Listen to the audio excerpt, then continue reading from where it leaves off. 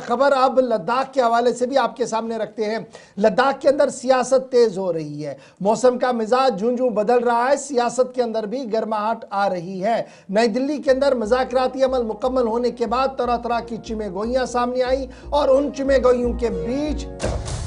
Union territory के chief secretary ने भी अपने सोशल मीडिया साइट पर कई मामलात पर अपनी आरा रखी है। ताहम बड़ी खबर जो सामने लद्दाख से आ रही है कि लद्दाख के दोनों बॉडियां, लेह एपेक्स बॉडी और करगिल डेमोक्रेटिक अलायंस ने मरकजी हुकूमत के उस मंसूबे को मानने से इनकार किया है जिसमें कहा गया था कि काउंसिलों को एम्पावर किया जाएगा ज्यादा, और यह साफ कर दिया गया है लेह एपेक्स बॉडी और करगिल डेमोक्रेटिक अलायंस की तरफ से कि स्टेटहुड और छठे शेड्यूल की डिमांड पर किसी भी तरीके से कोई कंप्रोमाइज नहीं होगा।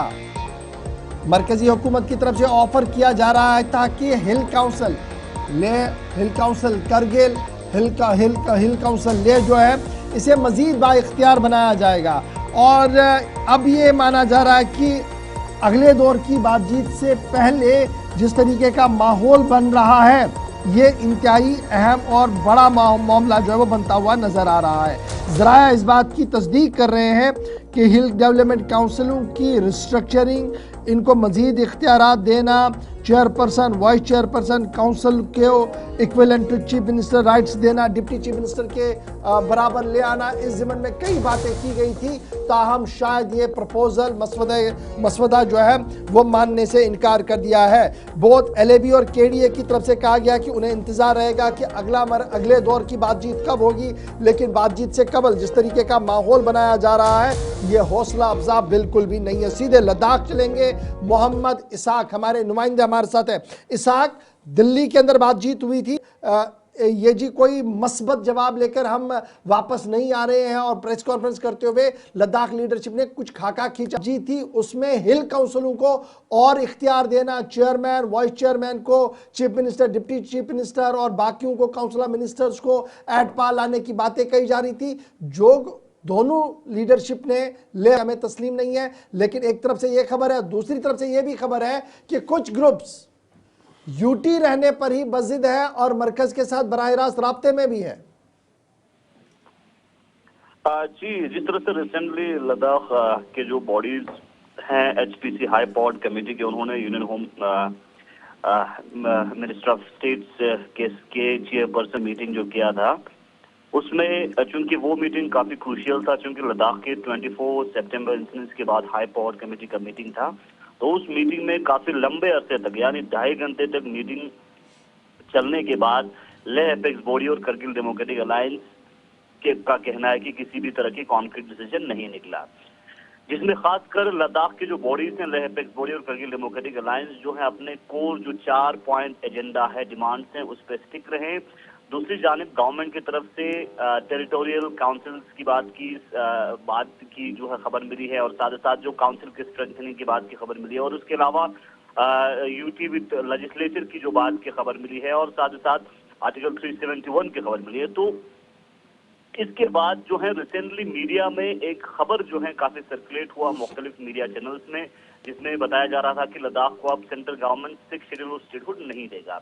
लेकिन उसके ऊपर लद्दाख के चीफ सेक्रेटरी के द्वारा क्लेरिफिकेशन देते हुए कहा कि इस तरह की डिसीजन नहीं जो है गवर्नमेंट ने नहीं लिया है। हालांकि लद्दाख का जो बातचीत है MHA के साथ वो लगातार चल रहा है और आने वाले समय में भी बातचीत होगा, और 6 शेड्यूल स्टेटहुड न देने की बात कहीं पे नहीं किया है। और इसके ऊपर कल लेफ्टिनेंट गवर्नर ने भी बैठ किया है, और साथ ही साथ जो है एपेक्स और KDA के मेंबर्स का भी कहना है।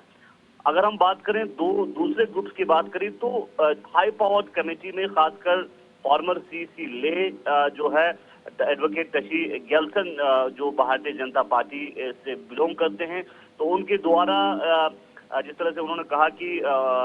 लद्दाख के जो सेंटर के साथ जो मीटिंग्स हुए हैं वो काफी जो है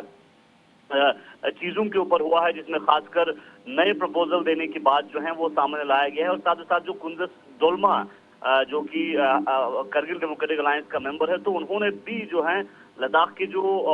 डिमांड्स को लेके और जो दूसरी जानिब जो सिक्स शेड्यूल स्टेटहुड के अलावा जो दूसरे ऊपर डिस्कशन किए उसके ऊपर गौर करते हुए उन्होंने कहा कि जो है मीटिंग काफी जो है फ्रूटफुल हुआ है। तो दो वॉइस जो है वहां से जब बाहर निकला था तो एक तरफ से एपेक्स केडीए का मानना था कि मीटिंग किसी भी तरह से जो है लद्दाख के फिट में नहीं हुआ, दूसरी जानिब कुंजस डोलमा और फॉर्मर सीसी ले जो एडवोकेट टशीका से उनका कहना था कि मीटिंग काफी फ्रूटफुल हुआ। अब ये देखने वाले बात अहम होगी कि आने वाले समय में जब नेक्स्ट राउंड ऑफ टॉक होगा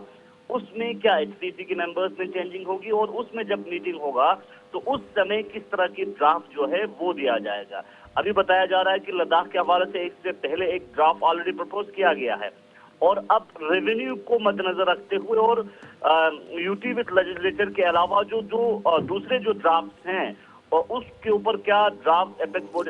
करगिल डेमोक्रेटिक एक नया ड्राफ्ट गवर्नमेंट को भेजेगा, ये देखने वाले बात अहम आने वाले समय में हमें देखने को मिल सकता है। हालांकि लद्दाख के अंदर अभी सियासी पारा काफी जो है गर्म देखने को मिल रहा है, क्योंकि लेह एपेक्स बॉडी और करगिल डेमोक्रेटिक अलायंस एक तरफ पेज पे है और दूसरी जानिब लद्दाख के लेह के अंदर और एक जो है बॉडी जो है वो बनी है और उनकी तरफ से जो है लद्दाख को जो यूटी विद लेजिस्लेचर के अलावा जो एग्जिस्टिंग जो इस वक्त का स्टेटस है उसके ऊपर मोहर लगाना, हालांकि वो एचपीसी जो है बॉडी में शामिल नहीं है। तो आने वाले समय में लद्दाख का जो पॉलिटिकल सिनेरियो लद्दाख के मांग को लेकर गवर्नमेंट किस तरह के डिसीजन लेता है, फिलहाल ये देखने वाली बात अहम होगी। अभी तक के मीटिंग में लद्दाख के मुद्दों को लेकर किसी भी तरह की कॉन्क्रीट डिसीजन पहले भी नहीं हुआ और इस बार के मीटिंग में भी नहीं हुआ। चलिए, बहुत शुक्रिया। मोहम्मद इसहाक हमारे साथ ज्वाइन कर रहे थे, बता रहे थे कि सियासी पारा लद्दाख का किस तरीके का है, मरकज क्या कुछ करने जा रही है, मकामी लीडरशिप क्या कुछ कह रही है और इस बीच का रास्ता क्या कुछ होगा। तमाम नजरें मरकजी वजारत दाखिला नई दिल्ली पर मरकूज हैं।